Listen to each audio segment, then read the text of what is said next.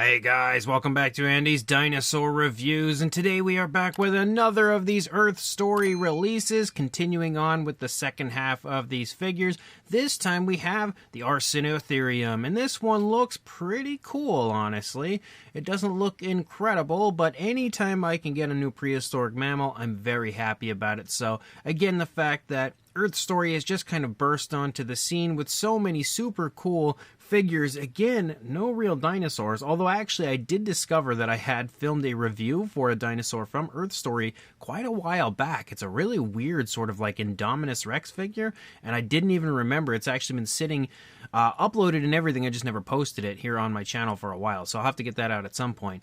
But again, with the newest round of figures, again, some really cool original sculpts on their part. This is another of quite a few prehistoric mammals that they have recently released. And just like with the Dunkleosteus I recently reviewed, we no longer have the boxes for them. We now just have tags, and it's the same tags and everything that we had seen on the Dunkleosteus. So no real need to dive into the tags or anything. I do have to try to get it off of here, though. It's on here pretty tight. There we go. Now we got it off. So if we begin up here in the head sculpt, you can see the head sculpt looks pretty decent. One thing I do really like about this area of the figure are the eyes. The eyes have a really nice black tone with a gorgeous gloss coat. They look pretty genuine and lifelike, which is definitely a huge plus for the figure. You can see overall we've got some fairly decent skin texture. We also have some very dark tones of color for this one, where we have like a really dark brownish sort of a tone up there around the eye, maybe even actually some, yeah, it definitely looks like there's some additions of black in that area as well, but it kind of leads around the eye and then up into the horns. We can also see a dark kind of brownish tone moving along here that's a little bit of a lighter shade compared to what we see further up in the head. And then we have a dry brushing of a light gray. I'm not a huge fan of the light gray dry brushing, especially as we move through certain areas of the figure. I just feel like it looks a little out of place, maybe a little too intense, but it's not that bad, I guess. As you move into the snout, you can see the nostrils sculpted out. We can also see the mouth is in an open position. The tongue is in there. It is painted with a reddish tone, so we can see it a little bit right there, which is definitely nice. We also have the ears sculpted out, and then more of that gray dry brushing applied to the ears as well. As we move up into the horns, you can see some okay detail in the horns. We also transition from the dark tones to a brownish tone as we lead out towards the tips of the horns, which definitely helps to make that area pop. And again, it's a fairly light sort of a brown, and there even appears to be maybe like a light wash applied in there, which is definitely nice because that adds a little bit more depth to the paint job of the figure. As we move up into the neck, we have all sorts of wrinkles and creases in the skin, which looks pretty decent. We also have darker tones moving up and over the top of the head. We have a light gray that follows down along the spinal column, just giving, again, a little variation of color. And I think that looks all right, but not really my favorite part of the figure. As you move through the majority of the figure, though, you can see basically just dark variations of color with browns and grays throughout, and the skin texture looks fairly decent, but it's kind of reminiscent to quite a few of the other prehistoric mammals we've seen in the line, like the Arsinoitherium and the Dinotherium. And again, that's not necessarily a bad thing. It just kind of follows the same trend as far as the other figures go, where it looks pretty decently detailed, but isn't super impressively detailed. Like, it's not Eofauna type skin texture, but it looks decent for what it is. You can kind of make out the bone structure here and there as we move through the figure. We definitely have some bulkiness up here in the front leg, but then again thins out as we lead further down with just basically like creases in the skin leading through. The foot is also sculpted fairly decently, and we have the nails painted and sculpted, of course, but painted with a brownish tone.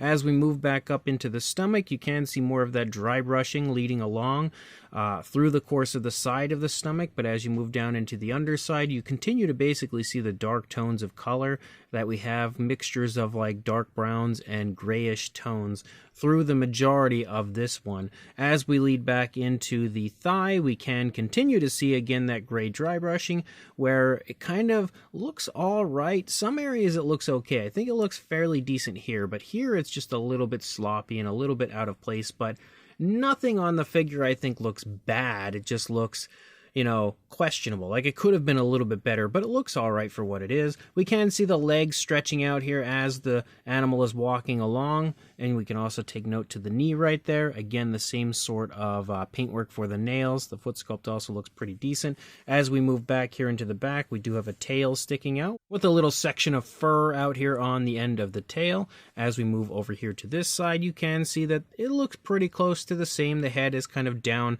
near the ground, looking like maybe it's being confrontational, or maybe it's eating or taking a drink. I don't really know. But the only huge difference you'll see on this side compared to the first side would be the positioning of the legs, as the legs are held closer together over here. But we have the same style sculpt, same style paint. Again, the dry brushing, which I think looks a little bit nicer over here. But for the most part, again, it's a pretty fun version of this species. And considering we don't have all that many figures out there for this species, it is nice to have another one. As far as the size goes, if we go from the horn to the tail, about 6.5 inches or around 16.5 centimeters. And the highest point would be the back, as you are looking at just a little under 3 inches or a hair under 7.5 centimeters. For a size comparison, there is Mr. Papo T-Rex, the Attack Pack Colovosaurus, Robert Muldoon, and the Collect Day Human Being, and you can see again, the figure is not all that large, and even when it comes to a lot of these Earth Story figures, it's fairly small. Well, not really fairly small, but definitely smaller than a lot of the others. And to kind of give you an idea of that fact, here is the Arsinoitherium from Earth Story as well, which we can see is a little bit bigger. And then the same case for the Dinosaur, which we as well can see again is quite a bit larger. And then when it comes to other versions that are out there on the market for this species, we have the Collect A version, which conveniently also has its head down near the ground.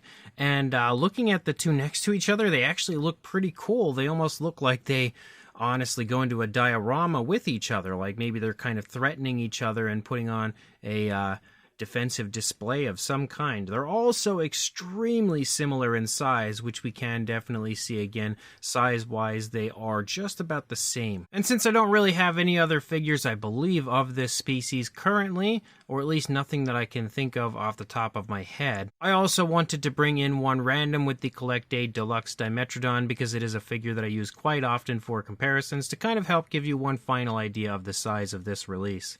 So this brand new Earth Story Arsinoitherium is definitely a fun figure. I would say it's not a half-bad release, definitely not a half-bad version of this species, and is probably one of the nicer figures that they've had in the line as a whole. And I think overall the line, is pretty decent and definitely has some promise to it, but there's just like minor tweaks that some of the figures needed.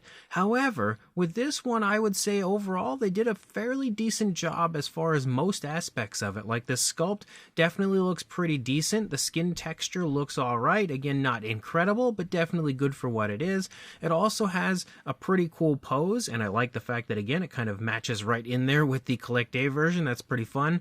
But it also, again, just has a nice pose with the head down, kind of making it look like it's either got a defensive display, maybe it's in the midst of a confrontation, maybe it's eating, maybe it's drinking, I don't know, but you could kind of create many different dioramas as far as this pose goes. But the paintwork as well is fairly nice. It's got a natural look to it. It looks pretty smooth as far as the application goes, with only the dry brushing areas not looking all that great. But I do like the fact that there is a bit of variation of color as you move through the majority of the figure. And I really quite like the way they've highlighted the horns with that lighter brown. That was definitely a nice touch. So, again, very cool species choice, pretty cool sculpt, fairly kind of decent paint application. Definitely a figure, in my opinion, worth picking up. So if you are interested, I will include a link in the description to where you can do that on Lana Time Shop. So make sure you check that link. Definitely pick this up and like, comment, and subscribe. And I will see you in the next review. Thanks for watching.